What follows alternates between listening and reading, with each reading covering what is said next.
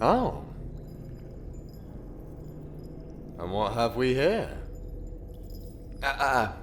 Don't be frightened now. I was under the impression that you'd called for me. No use in denying it. You of the earth seem to believe that I'm too preoccupied with my godly duties to hear your prayers, but you underestimate me. I hear everything. Every laugh, every sigh, every cry for help, and outpour of gratitude. It's only that I don't always provide a response.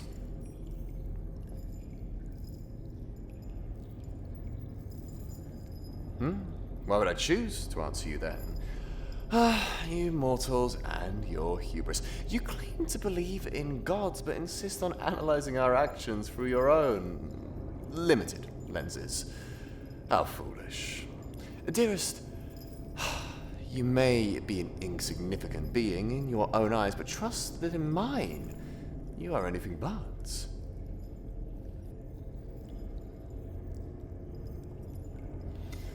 There you go again. Applying your mortal viewpoint to everything, though I'll admit, it's rather endearing. You ask why I've never come to you before, but have I always come when you most need me?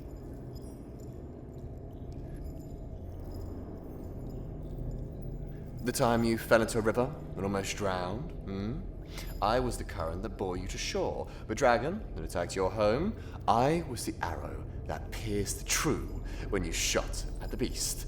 The fever that almost took your life last winter, I was the traveling apothecary who stopped by to treat you.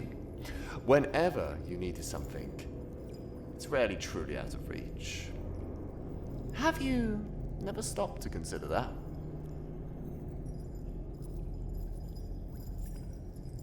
Of course, you may have your suspicions, but you've got a cunning mind, dearest, for all I make fun of you so. Think about it. What have your priests always preached to you? What does your church teach you about me? They say that I am the god of a distant past, the one who abandoned your people as punishment for their sins. All that is true, but not in the way they think. Your kind is corrupt and immoral. It has lost itself in power and wealth, and it has also lost all the small virtue that I value in humans. Your capacity for kindness, your appreciation for humble pleasures, your potential for growth. I do not visit this place unless it is for the few who still possess these traits, the few I still care for and wish to protect. I do not linger within these accursed walls. I provide assistance, and then I leave. It's always been my way. But I heard you call to me just now. The church's desperation knows no bounds, it seems. Now they have chosen an innocent to sacrifice, in the hope that this will win my favor. How tried. Did they really think that your blood would cleanse them of their sins?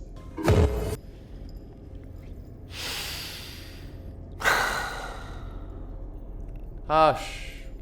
Don't be frightened, dearest. My anger is towards them, not you. Hush now. Let me hold you. Let me comfort you.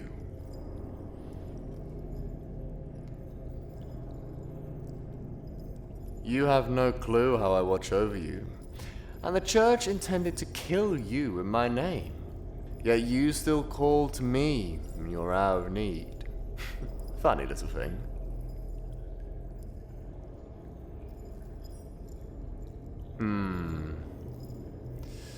Now you want to know why I care for you in the first place. Full of questions today, aren't we? Even in the face of death. Let's put that curious mind of yours to use. I was the current in the water, the arrow in the quiver, the healer at your bedside, the hundreds of little coincidences that have guarded you from harm. Whatever form have I taken? Whatever masks have I worn? Can you guess?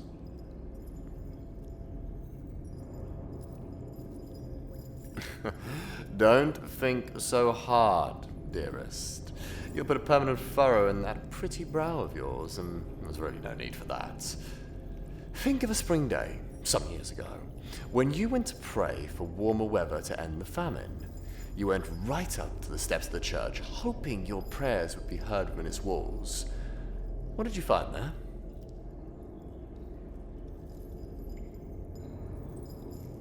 Ah, yes, I see you're beginning to remember. You found a boy. A boy pale and gaunt from starvation, his clothes rags, his face stained with blood and dirt. He was lying at the great iron doors of the church, and a priest was beating him for defiling the god's grounds with his filthy mortal hands. You pleaded with that priest. You held on to his robes and begged him to show mercy.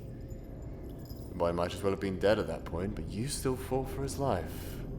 You took him home, treated his wounds, fed him with what little food you had to spare, but the next morning, you found he was gone. Or well, you see now that he wasn't quite gone. He stands right before you. Right now. I was the current, the arrow, the healer, and I was the life you chose to save. I'll admit that fiasco with the priest was a test on my part, a little experiment to see whether human kindness still exists in this corner of the world. Touch manipulative, perhaps, but you'll have to forgive me. It comes with being a deity. I wasn't expecting anyone to go to the lengths you did. Do you understand a little better now, dearest?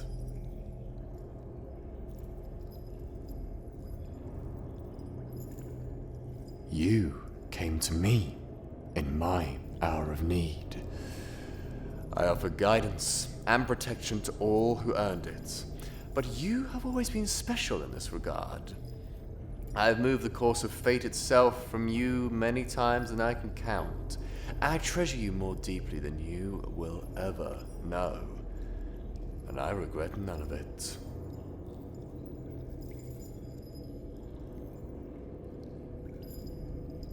You never need to earn anything of mine. I gave myself to you freely.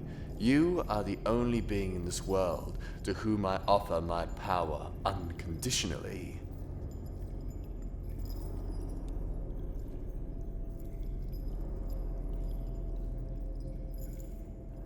Running out of time, you say? Dearest, you are under the protection of a god. Time will never run out as long as you are with me. But I suppose we may leave now. If that creature who calls himself a priest arrives and finds me here, for a fit, I may be forced to take some Extreme measures. Oh, no need to look so alarmed. There is no punishment I could give they wouldn't deserve, but that's for another time. For now, are you willing to come away with me? Will you let me take you away?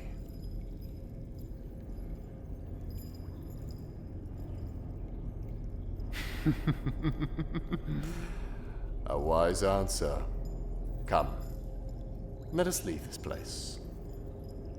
I really hope you enjoyed this video. This is a video I wanted to do for a long time, so I'm glad I finally got around to doing it. And as always, a special thank you to my patrons who you can see on screen and in the description, with a special thanks to Darkfire238, Phoenix Games, Swiftney Jinx, Silverin, Best Boy Pippi, Sakura Mochizuki, Vox Calamity, Dear Embraced, Kagome Woods, Micaiah Roll, Francois Canal, Tiger Mori, Mint Aurora, Shearer, Lady Knight, Lindsay Starr, Iris Towers, Veronica Mayday, Pocky, Jahimi Nanami, Christmas Artist, and Core the Owl Lady.